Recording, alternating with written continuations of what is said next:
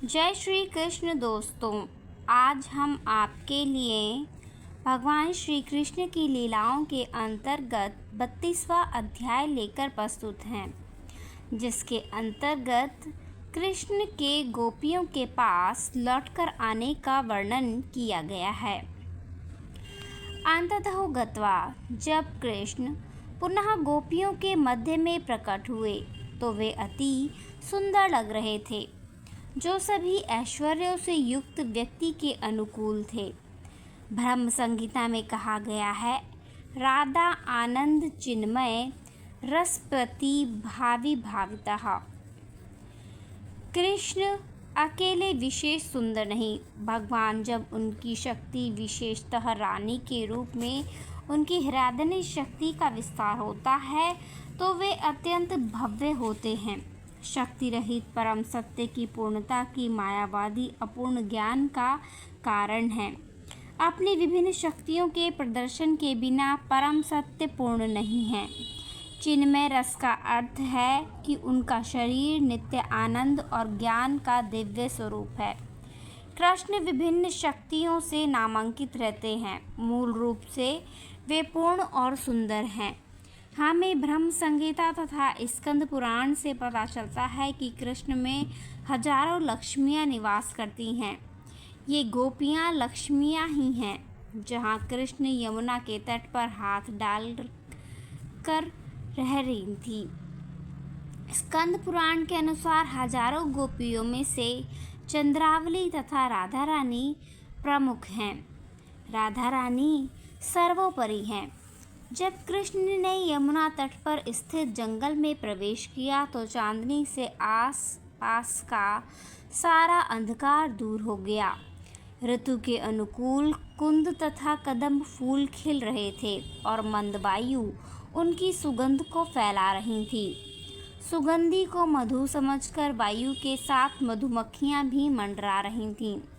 गोपियों ने नरम बालू को बराबर किया और उसके ऊपर वस्त्र रखकर कृष्ण के बैठने के लिए गुदगुदा आसन तैयार कर दिया।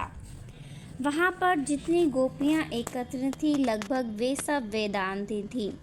पूर्व जन्म में भगवान रामचंद्र के अवतार के समय ये वैदिक विद्वान थीं, जिन्होंने माधुर्य प्रेम में भगवान रामचंद्र के सानिध्य की इच्छा की थी।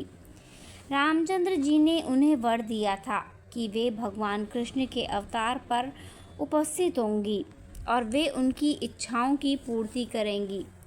कृष्ण के अवतार के समय इन वैदिक विद्वानों ने वृंदावन में तरुण गोपियों के रूप में जन्म लिया और अपने पूर्व जन्म की इच्छा पूर्ति के लिए उन्हें कृष्ण का सानिध्य प्राप्त हुआ। उनका चरम मंतव्य प्राप्त हो चुका था और वे इतनी प्रसन्न थीं कि उन्हें और किसी वस्तु की इच्छा नहीं रह गई थी। इसकी पुष्टि भगवद गीता में भी हुई है। यदि किसी को श्री भगवान प्राप्त हो जाते हैं तो फिर उसे किसी प्रकार की इच्छा नहीं होती। जब गोपियों को कृष्ण की संगति प्राप्त हो गई तो उनके सारे दुख दूर हुए ही साथ ही कृष्ण के अभाव में जितना विलाप था उससे भी मुक्ति मिल गई। उन्हें लगा कि उन्हें किसी प्रकार की इच्छा नहीं है। कृष्ण की संगति से परम तुष्ट होकर उन्होंने भूमि पर अपने वस्त्र फैला दिए। ये रेशमी वस्त्र थे और उनके पक्ष स्थलों पर लेपित लाल कुमकुम से सने थे। उन्होंने बड़ी सावधानी से कृष्ण के लिए आसन बिछाया। कृष्ण तो उनके जीवन धन थे, अतः उन्होंने उनके लिए अत्यंत सुखदायक आसन बनाया। गोपियों के बीच इस आसन पर बैठे कृष्ण और अधिक सुंदर लगने लगे। यद्यपि शिव, ब्रह्मा, यहाँ तक कि शेष तथा अन्य बड़े बड़े योगी अपने अंतःकरण में कृष्ण का ध्यान धरते हैं, किंतु यहाँ पर गोपियाँ साक्षात कृष्ण को अपने समक्ष अपने वस्त्रों पर आसीन देख रही थीं। गोपी समाज में कृष्ण अत्यंत सुंदर लग रहे थे। गोपियाँ तीनों लोकों की सर्वाधिक सुंदर रमणियाँ थीं और वे कृष्ण के चारों ओर समवेत थीं। कृष्ण प्रत्येक गोपी के पास बैठे थे। यहाँ एक प्रश्न किया जा सकता है कि ऐसा उन्होंने कैसे किया। इस श्लोक में एक महत्वपूर्ण शब्द है ईश्वर। जैसा कि भगवद गीता में कहा गया है, ईश्वरः सर्वभूतानां। ईश्वर जन जन के हृदय में स्थित परमात्मा का सूचक है।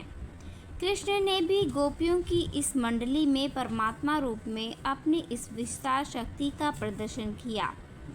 कृष्ण प्रत्येक गोपी के निकट आसीन थे, किंतु गोपियां दूसरों से आरक्षित थीं।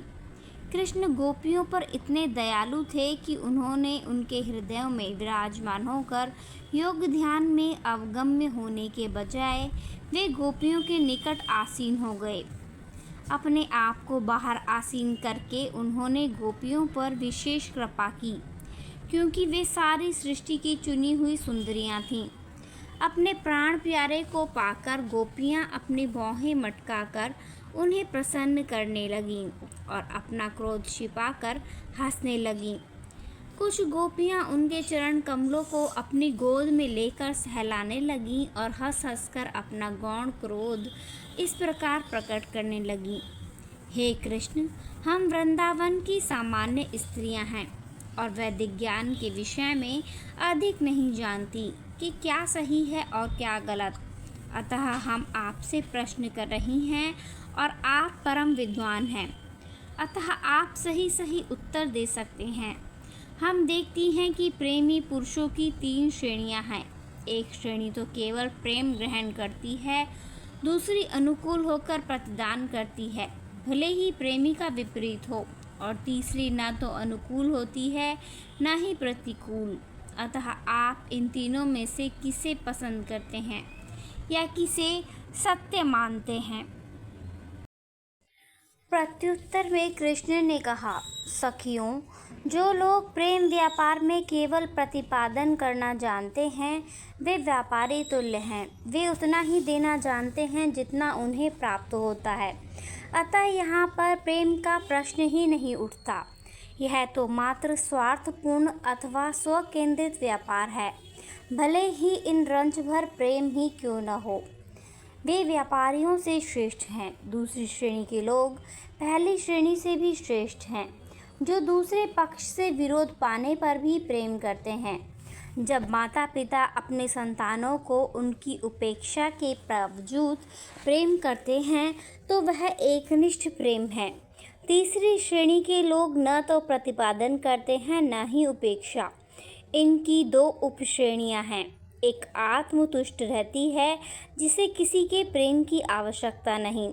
ये लोग आत्माराम कहलाते हैं, अर्थात वे भगवान के विचारों में ही लीन रहते हैं। अतः उन्हें इसकी परवाह नहीं रहती कि कोई उन्हें प्रेम करता है अथवा नहीं। किंतु दूसरी उपश्रेणी कृतघ्नों की है। ये लोग अपने गुरुजनों के प्रति विद्रोह करते हैं। उदाहरणार्थ, एक पुत्र अपने प्रिय माता पिता से सारी वस्तुएं प्राप्त करके भी कृतघ्न होकर प्रतिदान नहीं करता। इस श्रेणी के लोग सामान्यतः गुरुदूह कहलाते हैं, जिसका अर्थ है कि वे अपने माता पिता अथवा गुरु की कृपा प्राप्त करके भी उनकी उपेक्षा करते हैं।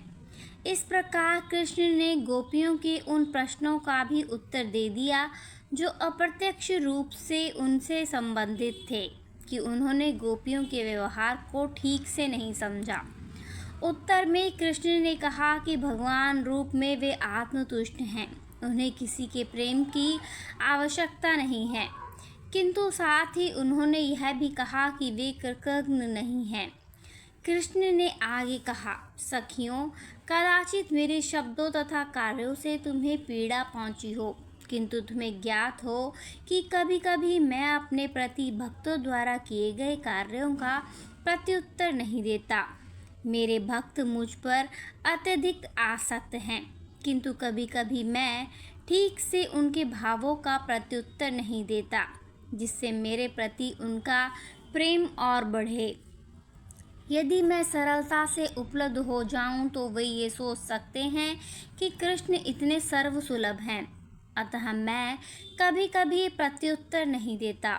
यदि किसी पुरुष के पास धन न हो, किंतु कुछ काल बाद यदि वह कुछ संपत्ति संचित कर ले, तब यह संपत्ति नष्ट हो जाए, तो वह इस नष्ट हुई संपत्ति का चिंतन 2400 घंटे करेगा।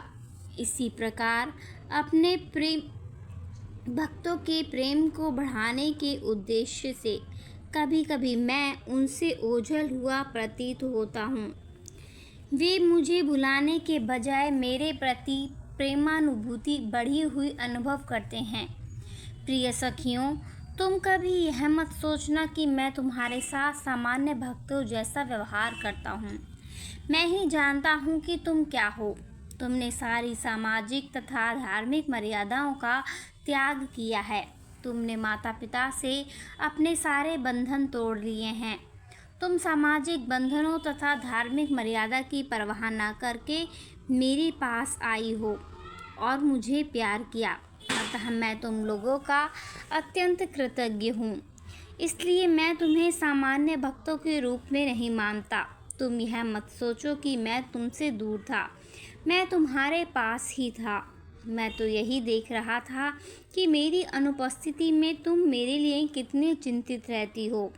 अतः कृपा करके मुझ में दोष न निकालो, क्योंकि तुम लोग मुझे इतना प्रिय मानती हो। अतः यदि मैंने कोई त्रुटि की हो तो मुझे क्षमा कर दो। मैं तुम्हारे अविरल प्रेम से ऊर्ण नहीं हो सकता, चाहे मेरा जीवन अवधि स्वर्ग के देवताओं जितनी ही क्यों न हो। तुम्हारे ऋण से ऊर्ण होना या तुम्हारे प्रेम के प्रति कृतज्ञता का प्रकट कर पाना असंभव है। अतः तुम लोग अपने पुण्य कार्यों से संतुष्ट हो। तुम लोगों ने मेरे प्रति आदर्श अनुराग का प्रदर्शन किया है और सारी पारिवारिक संबंधों से उत्पन्न सारी कठिनाइयों को पार किया है। कृपया अपने उच्च आदर्श चरित्र से प्रसन्न हो, क्योंकि तुम्हारे ऋण को चुका पाना मेरे लिए संभव नहीं है। वृंदावन के भक्तों द्वारा यह आदर्श भक्ति भाव भक्ति का विशुद्धतम रूप है। प्रामाणिक शास्त्रों का आदेश है कि भक्ति को अहंतुक तथा अप्रतिहत होना चाहिए। इसका अर्थ यह हुआ कि कृष्ण भक्ति को किसी राजनीतिक या धार्मिक मर्यादा से नहीं आंका जा सकता। भक्ति सदा दिव्य होती है। गोपियों ने कृष्ण के प्रति विशेष रूप से शुद्ध भक्ति प्रदर्शित की, यहाँ तक कि कृष्ण स्वयं उनके ऋणी बने रहे। अतः भगवान चैतन्य ने कहा कि वृंदावन में गोपियों द्वारा प्रदर्शित भक्ति भगवान तक पहुँचने की अन्य समस्त विधियों को लांघ गई थी। इस प्रकार लीला पुरुषोत्तम भगवान श्री कृष्ण के अंतर्गत कृष्ण लौटकर गोपियों के पास आते हैं नामक 32वें अध्याय का भक्ति वेदांत तात्पर्य पूर्ण हुआ। जय श्री कृष्ण, जय श्री कृष्ण। धन्यवाद।